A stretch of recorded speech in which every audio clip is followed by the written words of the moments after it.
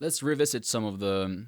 Let's have a look at some tracks here and look at what they have been doing to create a contrasting B theme based on the different things we've been talking about right now. So I'm going to start with one of my old tracks called Immortality. And while it's not one of my best tracks, it kind of is a good way to explain how I've been approaching creating B themes. So let's just listen to it and see what we find out.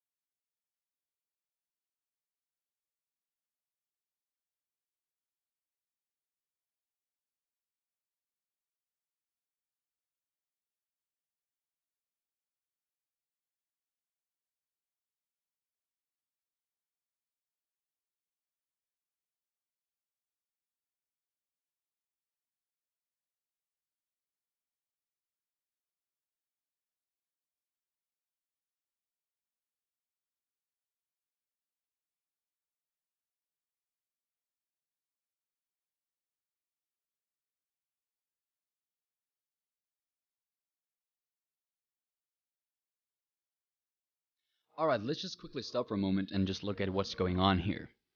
This B theme is contrasting to the main theme in several ways. First of all, the harmonic progression has stopped. There's been a recurring chord progression that's been repeating itself all until the B section here. We have now landed on a drone, one long root note with no chord movements over it at all. Second, the main melody is gone as well. So now the quick counter melody is playing as an ostinato as the background drone grows together with a pulsing synth.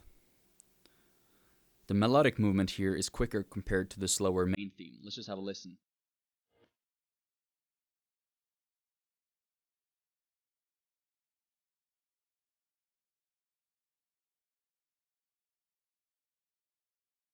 So we have this like quick like da da da da da melody movement instead of the long slow ones in the main theme.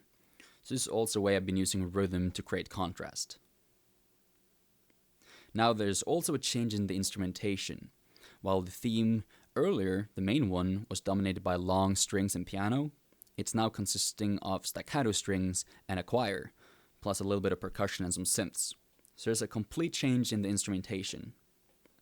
Next, it's also using dynamics as a way to make the next and the final A section as big as it can get. It is, strictly speaking, as you look at the waveform, getting louder, but it is not continuing with a bigger version of the previous theme. It's making a little break, and it's not getting noticeable louder. So it creates a little break between the final A section. You can see that I've been using both dynamics, harmony and instrumentation, rhythm and complexity to create a contrasting B theme. And let's just listen to it once more with a little bit of the previous A theme so you can really get what's going on.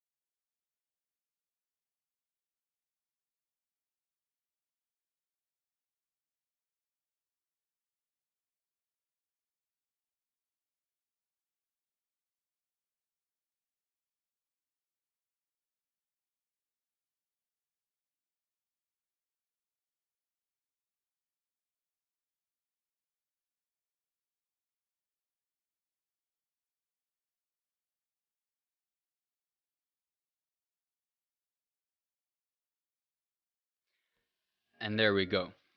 So let's just quickly look at what was going on here now. You can see that I've used both dynamics, harmony, instrumentation, rhythm, and complexity, less harmonic activity and so on, to create a contrasting B theme.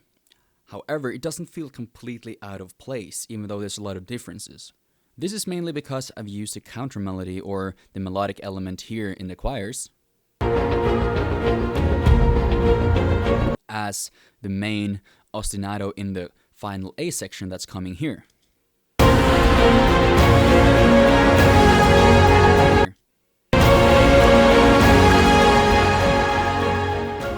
And this creates this kind of bridging element that connects all the different track sections together and avoids it from becoming just way too different.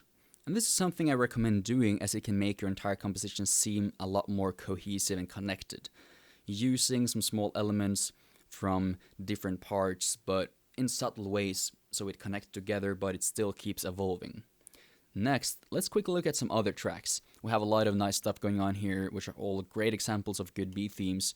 So let's start with a trailer music classic, Blood and Stone from Audio Machine. We're just going to go through these a little bit quick here, but we're just going to get the main kind of direction of where the B themes are going.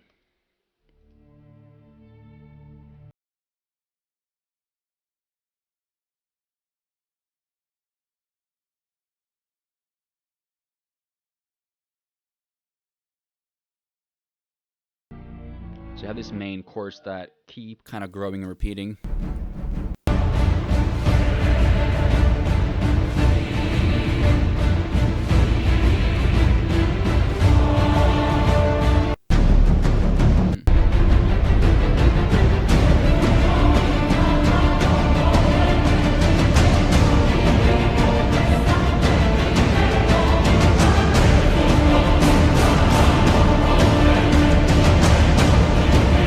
This is the main theme, right? You have this harmonic progression that keeps going. You have these ostinatos / melodies that make up the melodic elements of the cue.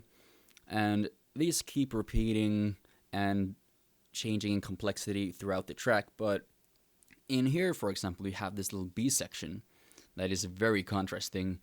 And we're just going to quickly listen to that now, as it is a good example of a simple way to just create a contrasting B section to not just keep building the same theme over and over again without any breaks.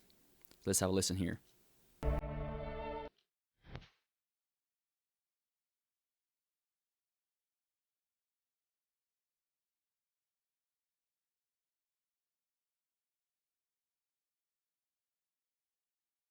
This is only a bass synth and percussion.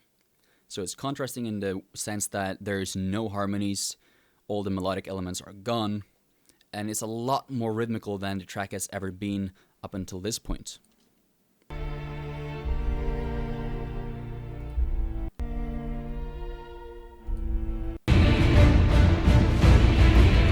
But it still uses the same kind of drum sound that I've been having before.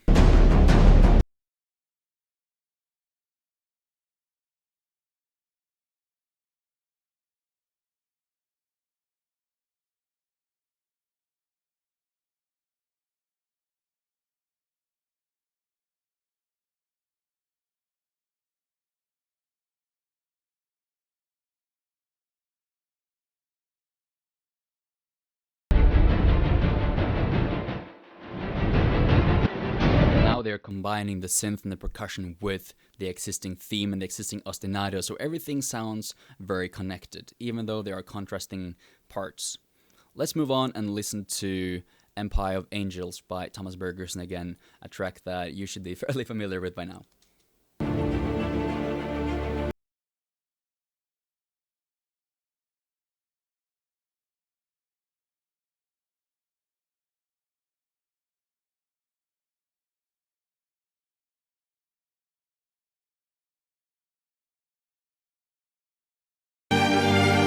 That main theme, and it repeats again here in the second part. And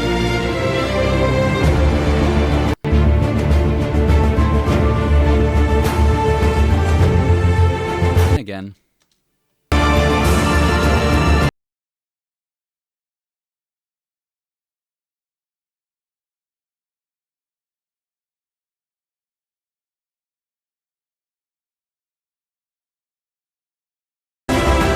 But then, after these 3 or so repetition of the main theme, you have a contrasting B section. Let's listen to that.